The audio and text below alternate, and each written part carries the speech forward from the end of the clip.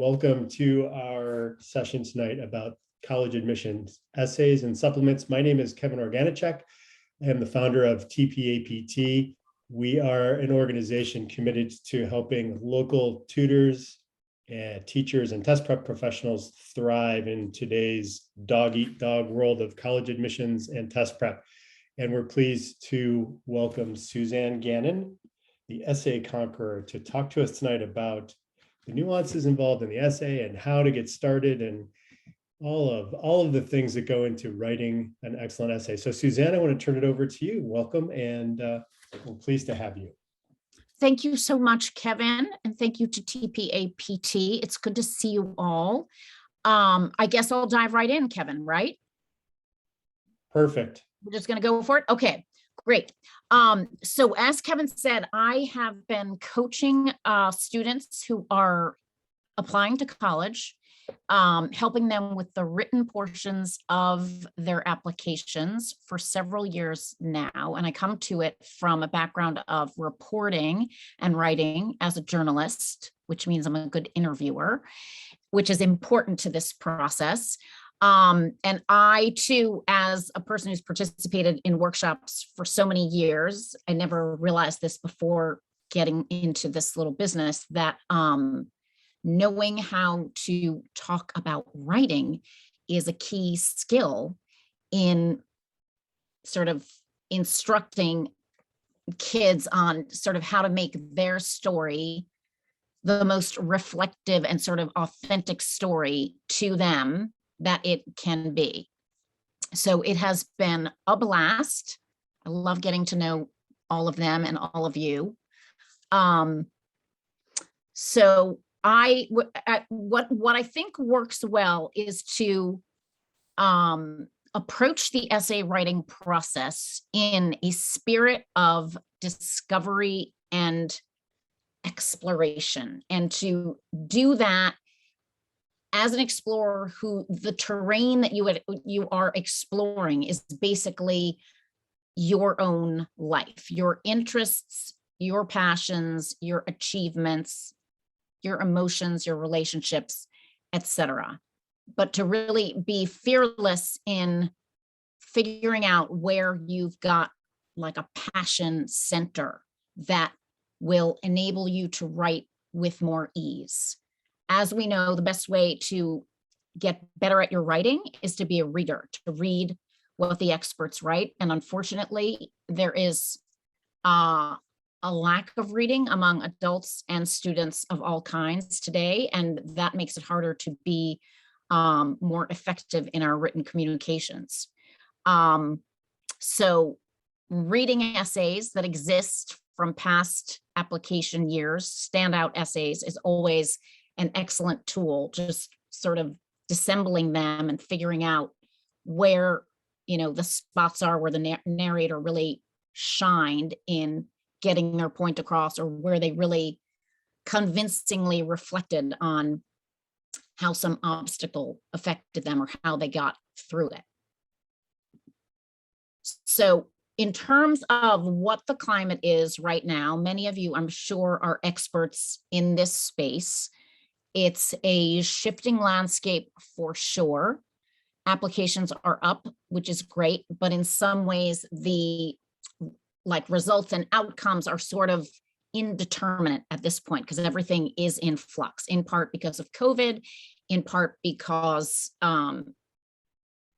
colleges went test optional, meaning they said to their students, as you guys probably know, you don't have to submit your exam scores if you don't want to, which the wisdom is that made essays, or the supplements, which are the shorter essays, and the personal essays slightly more important than they had been before. Maybe they've edged up from 17% of the total weight of an application to maybe 20 or 23%. It all depends on the institution, and it's not a fixed sort of measure. But what is illustrative about this is that if you imagine that you are, an exceptional student, heavy course load, highest grades you could possibly have, but you are a poor test taker, and you think, I am qualified to go to Harvard, but I could never get the scores that I need. And then Harvard says, well, we're not looking at your scores anymore. Well, then you and 60,000 other people are going to apply to Harvard. So any facet of that application that you are submitting that you could possibly make better, such as the essay, becomes a little bit more important. It's a little bit more under scrutiny. Everybody and their uncles and cousins seem to be applying early, which is sort of for November 1, November 15 deadlines. I even have students who are applying October 15 because that's the latest like scramble to sort of get ahead. But, regular decision deadlines, December, January remain lovely. And depending on the institution, maybe things are more favorable should you apply at that time or not. That's, again, not my real expertise. But, and then there are diversity initiatives, all of which are great, but it has just led to a lot of uncertainty about, what individual institutions are looking for. As I said, the written word is in decline. We're living by video. We're over-programmed. We're looking at 9 or 10 different channels of information every day, all day long. In my family, we did a little survey recently to see who logged the most time on their phone, that handy little metric that iPhone provides to you. And it's horrifying. And you're, relentlessly being tested and examined and scrutinized, et cetera. So as I said, less reading, less writing, that means it's harder to get good at writing. And then you have, as some parents know, the volatility of the child-parent dynamic when it comes to something that is very important, such as a personal essay. So depending on who's in the audience tonight, I don't know if everybody is kind of in the education sector or whether you're looking to apply yourself. Maybe you're a student or you're a parent. You probably know that the Common App, which made things easy for many of us, is the portal, the centralized portal, the leading centralized portal, where one can apply with pretty much the same application to any university or college that subscribes to it. And there are something like 1,000 colleges and universities that you can find via the Common App, which is online, and you submit all of the particular personal details, whether it's finance or your birthday or your gender, your after school activities, et cetera. And then you also submit your essays. In the case of the personal essay for the Common App, which again services 1,000 schools, you choose from one of 7 prompts, and your word limit has to fall between, the word limit is 250 on the short side, 650 on the long side. I've never worked with a student who could get it done in fewer than 630 words. Sometimes we work right to 649 words, which is a thrilling experience. But the 7 prompts, 6 of the prompts out of the 7 really ask the same question. And what they're asking is, show us through an experience, through an event, through an obstacle, through an all-consuming interest that you have, how you have experienced personal growth, how you have learned to see the world in a different way, how you've had an epiphany. Even though the prompts are worded differently, the first 6 are really asking that question. So number 1, for example, would be, discuss your background, identity, interest, or talent that is so meaningful. You believe that your application would be incomplete without it. So how does something in your background, something in the many interests that you have, or that quirky talent that you have, how has that been an experience that has taught you something? What it has taught you, or that it has taught you something, is that impactful message that a reader on an admissions committee is looking for. They want a self-aware student who can say, this happened to me, and I didn't walk away and say, that's a bummer. I can't believe that happened to me. I took it as a learning opportunity, and this is what I learned. So the further prompts, like number 2, the lessons we take from obstacles we encounter. So that's pretty straight up, can be fundamental to future success, later success. Recount that time when you faced the challenge, the setback, or the failure. And how did it affect you? Number 3 would be reflect on a time when you questioned or challenged a belief and write about that.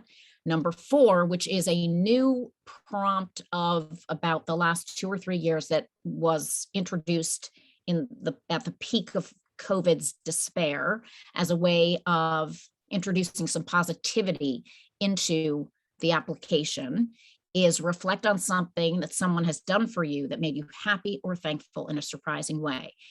Personally, I find that one to be tricky to write a response to, because it's easier to write when there is sort of a tension or a conflict sometimes, but you can really use the surprising to your advantage. Discuss an accomplishment, an event, or realization that sparked a period of personal growth or new understanding of yourself or others.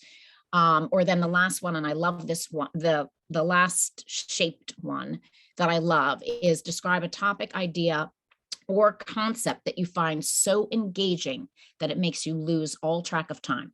That's a prompt where you can just find such ease in your groove discussing something that is so captivating to you.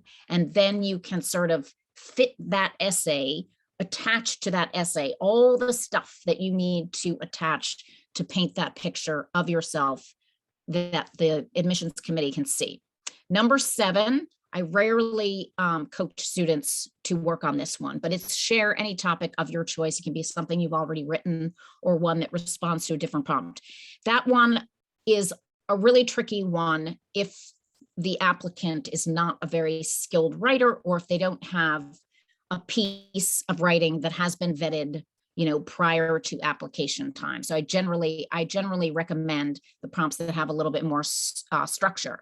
So a colleague, let's say, of the Common App that has the 1,000 schools is the Coalition app. Same kind of setup. It is subscribed to by only 200 schools, but in similar fashion, the student chooses one of 6 prompts. The word count is different. It's 500 to 650 words. But like the Common App, you're telling a story from your life and describing an experience that demonstrates your character. You're writing about what interests or excites you and how does it shape you. A time when you yourself had a positive impact on others. What were the challenges and the rewards? Has there been a time when an idea or belief of yours was questioned? So that's kind of the reverse of the Common App. How did you respond? What success or obstacle have you faced? And what advice would you give a sibling in the same situation, or a friend? And then the last one is submit an essay on a topic of your choice. Again, that's the unstructured prompt, which is difficult unless you are very skilled or have worked already very hard on something that has turned out well. So as I said earlier, all of these prompts are sort of asking the same thing pretty much in different words.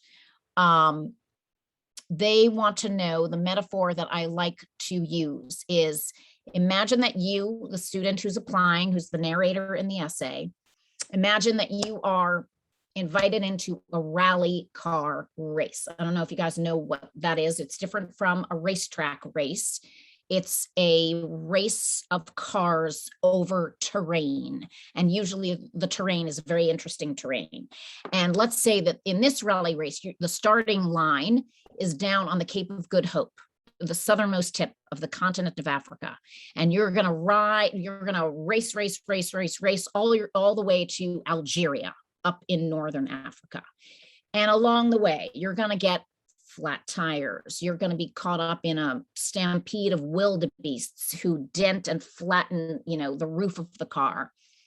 Your tires are going to be pierced by the horns of an antelope. Maybe there will be elephants trampling over you. There will be all kinds of exotic birds, maybe even an ostrich who relieve themselves on your windshield, on your windows. So by the time you get to it, your rally car is, let's say it has your name on the door, and then as in racing, cars have numbers on them. Let's say your number is 1.0. So let's say it's Gracie 1.0. Gracie finally makes it after this unbelievably challenging journey. There's rain, there are sandstorms. She finally makes it to Algeria.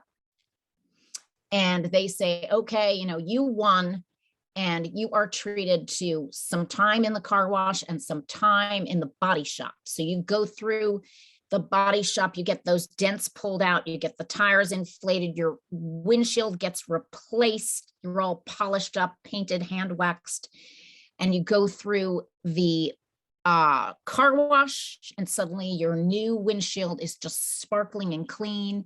And now you see things in a whole new way. And you notice when you get out of the car that on the door of the car, it no longer says Gracie 1.0, it says Gracie 2.0. And Gracie 2.0 is the person who emerged from that journey with a new perspective through that brand new windshield, looking at, the sand of Algiers and little warrens in Northern Africa.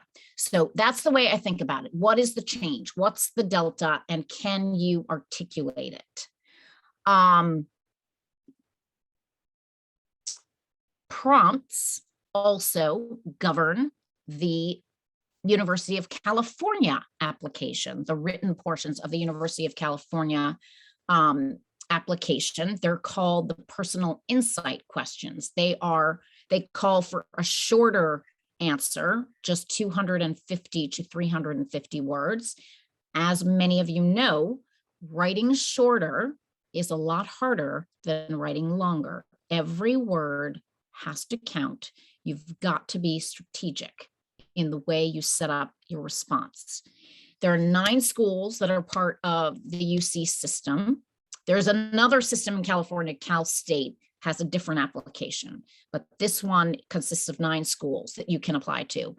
And in this case, you're asked to answer 4 of 8, not just 1, 4 of 8, and you're challenged to keep them between 250 and 350 words. The University of California gives you a hint in answering these. They say, if we met face to face, what would you want us to know about you? And these prompts are a lot more prescriptive. They are really detailed in what they ask you to write about. So the first one would be specifically a leadership experience in which you've had a positive influence on others or resolved disputes. Second one would be about your creative side. How have you expressed it? It can be problem solving, original and innovative thinking. You can be an artist. There's another one about your greatest talent or skill and how have you developed and demonstrated that talent over time. Describe how you've taken advantage of a significant educational opportunity or worked to overcome an educational barrier. So you can go either way on that one, which is very inclusive. Most significant challenge you faced and how have you overcome it, and how has it affected your academic achievement? Think about an academic subject that inspires you, and how have you furthered your interest in that in or out of the classroom? What have you done to make your community a better place or your school? And then just the open-ended one is beyond everything that you've shared here, what do you believe makes you a strong candidate for admission to the University of California? So that is those applications. I think they begin being read or received on November 1, and that goes through November 30th. And then I think you find out in the spring. Okay, so those are all of the prompts for the longer essays, either the personal insight questions in California or the personal essays. In addition to those, many universities, even if it's just one, ask an additional question, which is known as the supplement or the supplemental question. They are sly little devils, let me tell you. They have varying word counts. They can be as short as 100 words to 200 words, or they can be 500 words. And they ask, in my opinion, inane sorts of questions like, why do you want to come to the University of Chicago? Well, you know, if you're lucky as a student, maybe you've visited, maybe it's in your backyard, but it's hard to put all of that in words when it's very hypothetical. And then you're also limited by the fact that it's very tempting to regurgitate things either that appear, language that either appears in the prompt or language that appears on the website when you're writing about something that you don't really know very well. So it's just a very tricky science here to respond to some of these questions. Many universities and colleges give you some tips on how to go about answering them. And in some cases, you can find sample essays. I always encourage people to talk to anyone they know who is an alum of the university, especially someone who came out of their own high school, or if you have an adult in the neighborhood who is, just to get as much as of a feel for maybe what the culture is like at the school. But generally, these questions, these prompts, center on community and academics and diversity and school and your knowledge of a school. And if you're going to try to show your knowledge of a school, make sure you get the name of the mascot right. That is a very frequent mistake that kids make, and they're merely trying to be, you know, sweet and personalized, and then they make that mistake. So some samples would be Stanford, which would be a writing a note to your future roommate. Stanford used to have something like 8 additional questions besides the personal essay. They've trimmed it down this year. University of Pittsburgh, the Honors College, they just want to know, what would you change in the world? Anything, what would you change? And explain why and how. University of Chicago, notorious. Genghis Khan with an F1 race car. George Washington with a super soaker. Emperor Nero with a toaster. This prompt goes through a bunch of historical figures with a piece of technology and then asks you, you know, who would your historical figure be? What would the technology be? Tell us all about it. Chicago is famous for inviting recently admitted students to write these prompts. So you can get a sense of why they can be so quirky. It's young kids that have just gotten into an incredibly competitive school who are, you know, getting the invitation to do something very creative. And then at Clark talks about being a rigorous academic client that is also committed to being a kind and supportive community. And they ask, when was someone help you become a better learner or a better version of yourself, which is kind of sweet. So in terms of attacking all of this, exploring and excavating and looking for that passion place, that passion center, which I call the shiny object. It's the busy intersection where what you really are excited about and what you know really well and what guides you, your principles, and what you really want to be someday, where all of that collides. So if you can find that thing, that concept, that topic, that subject that you're really excited about, that's the way I go for it, is find the passion first and then make it into the vehicle, the rally car that you can use to drive wherever you want to go in order to show these admitters who you are. So if I were making a process, this would be my process. I'd achieve mastery of the prompts. I would really figure out what the keywords are, what is really driving the prompts, what does the university want to see? If there's anybody I know who went there, let me talk to them. Lots of reading of existing essays and discussion, like really analyzing what's going on in the essay. These are successful essays, not essays that, were not so good. Lots of interviewing yourself, having your parents interview you, your friends interview you, or you interview them about you. Conversation.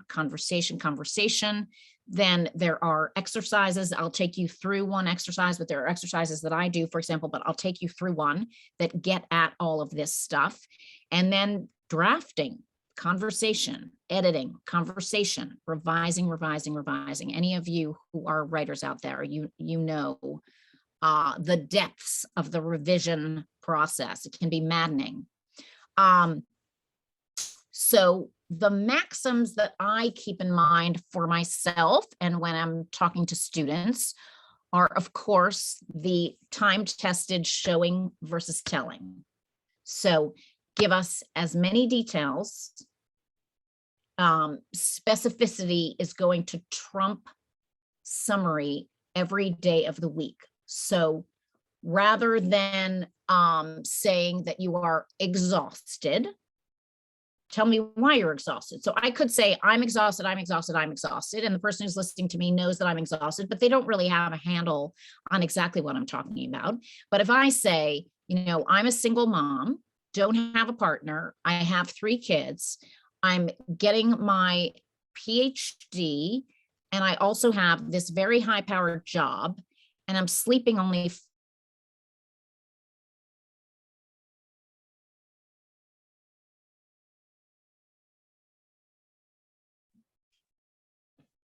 Suzanne, you froze. We need to jump out and come back in.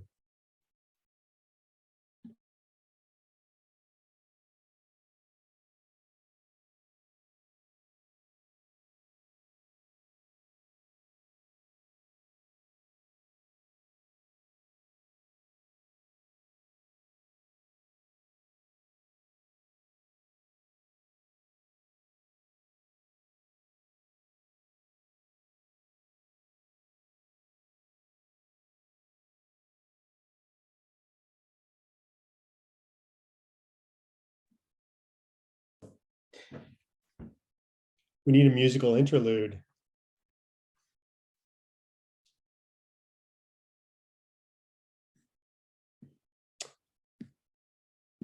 If anyone wants to unmute and ask questions, you are free to do so while we wait for Suzanne to rejoin us. Just a real quick question, Kevin. Two questions. One, how long is this session expected to run? And 2, will it be recorded for viewing afterward as well? For posterity, of course, yes. Good questions, Chris. Thank you for that. But about an hour, maybe a little longer because of this little glitch. And yep, and we will record it and send it out. We'll send a link to the recording. Yes. Good. Yeah, no, that's fine. I have a 6 o'clock meeting and I have to duck out about probably 5-10 minutes beforehand to get prepared for that one. So. Understood. Right. Very good, sir. Thank you. Good session so far. It's I really like the charts as well. It gives a really good summary, at a glance view of stuff that I think is good. And the way she's describing stuff, that we can go back and view that. And I think these are slides that will continue to live on. So good stuff so far. That's good to hear. Glad it's helpful. And we're back.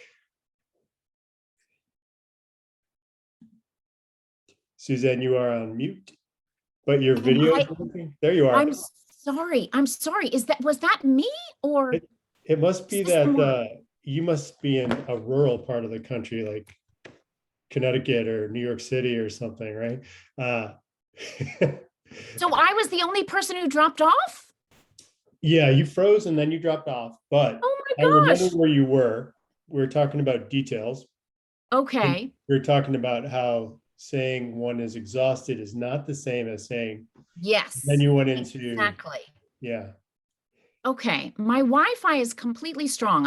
I'm sorry about that. I mean, I see the symbol is intact. Okay, so anyway, so basically you want to be a credible, convincing, reliable narrator with every contest. Okay, and so that consists of showing versus telling and being specific. Details write the story, reporting and observing. So this thing happened to you, you lost a competition.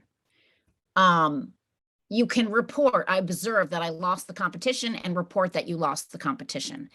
But the narrator who can say, I lost the competition, yes, it bummed me out, but I learned that next time I'm gonna train for 6 months instead of 3 months before the competition. And I'm going to seek the advice of my mentors and my coaches. And then I'm gonna, meditate before the competition. And I think that this will help me. I'm seeing myself as a stronger person. So that narrator who just said that is not only observing what's going on and reporting what's going on, they are digesting it and they're interpreting it. And so that's what you need to strive for, is digest and interpret. It's the thinking candidate, that the thoughtful, the self-aware candidate that the university wants to see on the page. Sometimes we get I thought of you guys can ask it as a question. Okay, so ultimately the essays should answer, what drives me? What are my governing principles, my values? What can I not live without?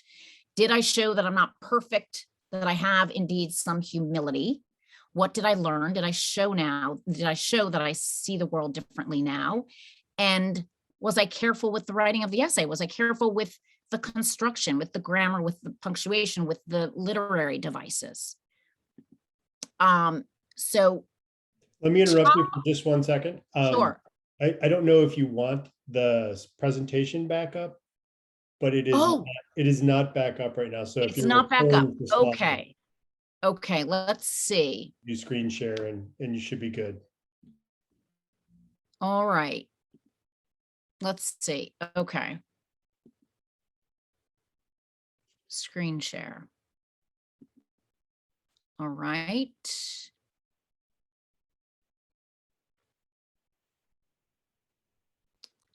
All right, let's see. I now cannot find it. I'm sure it's here. Here it is. Okay. I've got it on my, I don't want to take,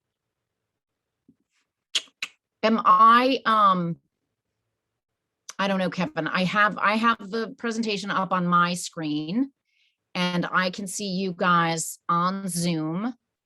When I click desktop and share, I don't know what's going to happen. Let's see. Can you see it now?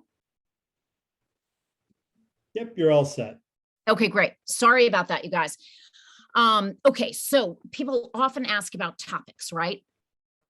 And you have to think about admissions committee readers are sometimes reading, unbelievable numbers of essays and full applications in a day. And the things that they're going to look past because the topic might seem cliche or because it's a topic that is hard to make distinctive because it's got a very tired storyline, would be like the agonizing sports injury, the defeat.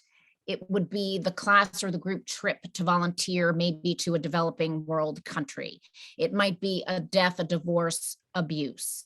It might be just a recitation of extracurriculars that you've already written about in other parts of the application.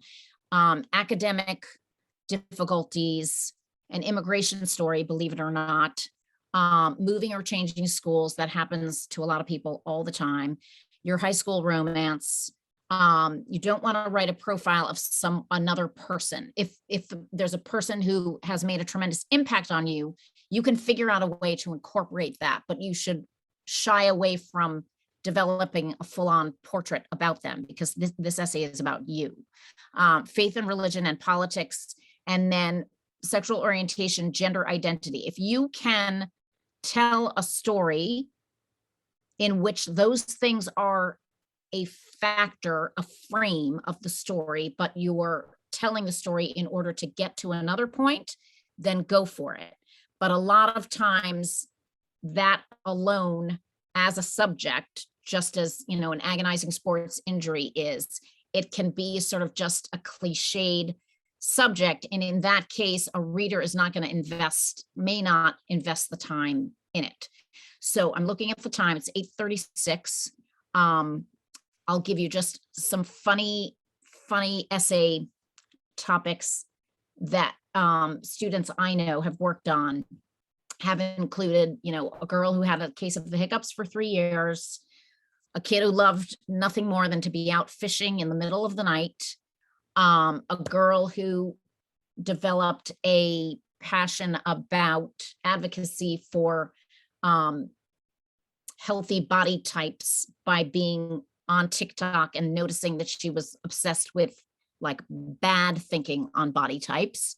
The hustler, who's a kid who built a business that was incredible, you know, a jazz improviser, a mathlete who was very interested and realized that math was how she like structured her world, a conversationalist, a guy who worked with bots, a Viking princess, a girl who loved BTS so much that she found her community with it, and it got her through a tremendously sorrowful time. So I just put this up because you can, I believe, if you really are careful, you do a good job, you can write about almost anything. And that's what's so exciting.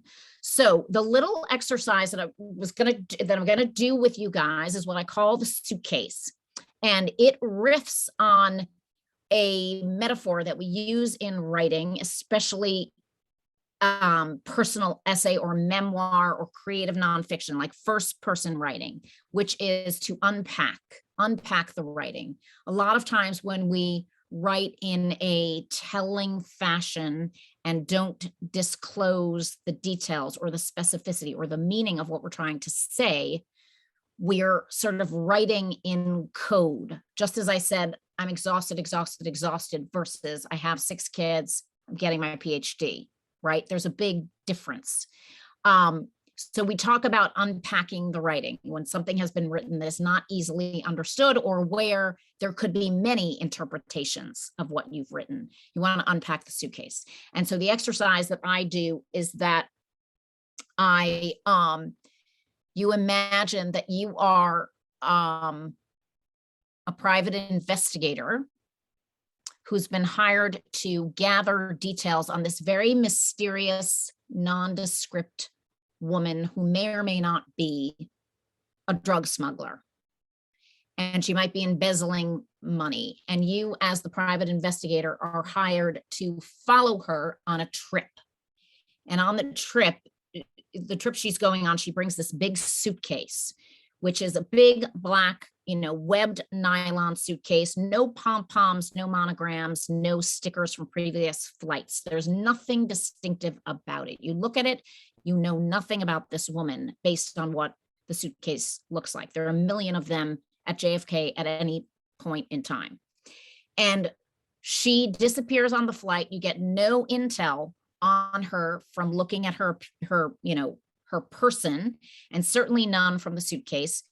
You're in that country for 2 weeks. She's in the wind. You lose her entirely. You don't have any detail to give back to your client, who's now calling you on a daily basis. What have you got? What have you got? What have you got?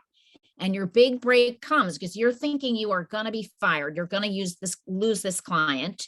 Your big break comes when you return to JFK on the same flight with the woman, and you run into her at baggage claim. And this time when the bag comes through on the conveyor belt, it has been exploded open. Like either somebody put a knife in it, maybe there was a little bomb in it, but suddenly it's just open and all over the place, and her belongings are clear for you to see. And maybe you see her collection of Harry Potter novels. Maybe you see bricks of US currency wrapped up in saran wrap. Maybe you see little bags that look like they might have cocaine in them. Maybe you see a particular brand of jean and she has 10 pairs of them. The objects that are in that suitcase are the details of her life. So you, as a private eye, private investigator, are then able to sort of build a profile of who this woman is, what she's all about, because you are seeing some of the details of who she is. Conversely, the details of your life as a writer could be said to fit into the suitcase that is your life. And so the key in writing this essay, especially the personal essay, is to unpack the suitcase and then figure out a way how to show that all of these objects illustrate who you are and why that's important and why you've grown as a person or why you see things the way that you do. So if you were to, each of you should think now about what some of those objects in that suitcase would be. Is it something that reminds you of your greatest ambitions and aspirations? Is it something that, Granny gave to you when you were 5 years old and you think very nostalgically about that? Is it, a favorite food, or is it something that reminds you of your family, et cetera, et cetera, et cetera? I love doing this exercise with students because it brings up all kinds of things that hint at their many facets. Each of us is like a supermarket, a grocery store with a tremendous inventory. And with this process, you just go shopping for ingredients in the supermarket that you can use in your essay.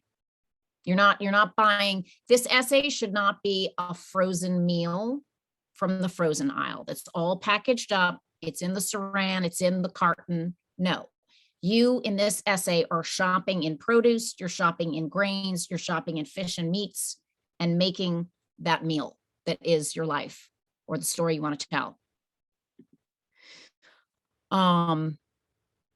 I'd love to hear what some folks have in their suitcases.